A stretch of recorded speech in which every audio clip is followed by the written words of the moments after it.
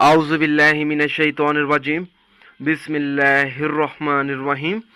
अस्सलामुअलैकुम नाज़रीन व हज़रात, आप देख रहे हैं ज़ोया लाइफ हेल्थ केयर। दोस्तों, आज मैं आप लोगों को एक बेहतरीन वजीफ़ा बताऊंगा। लड़के की शादी के लिए वजीफ़ा। बाज़ बच्चियां माँ बाप के घर में बैठी रहती हैं, बूढ़ी हो जाती हैं, मगर उनके रिश्ते नहीं आते। दोस्तों, इस वजीफ़े की इजाज़त आम है, आप ये वजीफ़ा कर सकते हैं।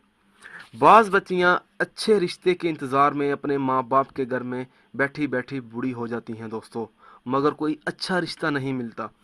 ऐसे वालिदैन को चाहिए कि माँ या बाप को कोई एक नमाज इशा के बाद, यानी या माँ पढ़ ले या उस लड़की का बाप पढ़ ले, नमाज इशा के बाद या नमाज तहज्जुद के बाद 2 रकत नफल नमाज पढ़े। इस तरह से पढ़े कि हर रकत में सूरह फातिहा के बाद सूरह यासीन पढ़े। नमाज मुकम्मल करने के बाद अल्लाह ताला से अपनी बेटी के रिश्ते के लिए दुआ मांगे, तो इंशाअल्लाह ताला 7 दिन तक ये अमल बिला नागा करने से जल्द ही लड़की के लिए अच्छे से अच्छे रिश्ते आने शुरू हो जाएंगे।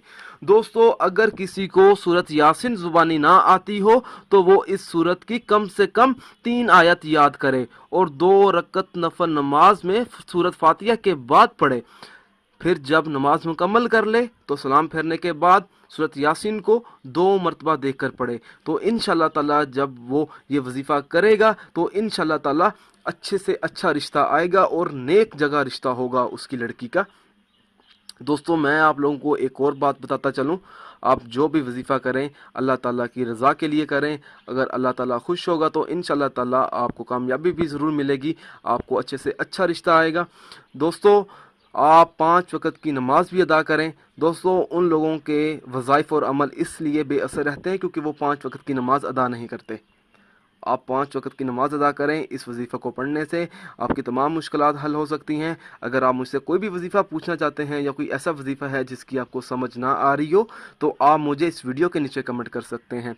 दोस्तों, अगर आप इसी तरह की मज़ीद वीडियोज़ देखना चाहते हैं तो हमारे channel Zoya life health care को सब्सक्राइब करना हरगिज़ ना भूलें, ताकि आपको आगे आने वाली वीडियोज़ की मालूमात मिलती रहे। जज़ाकल्लाह।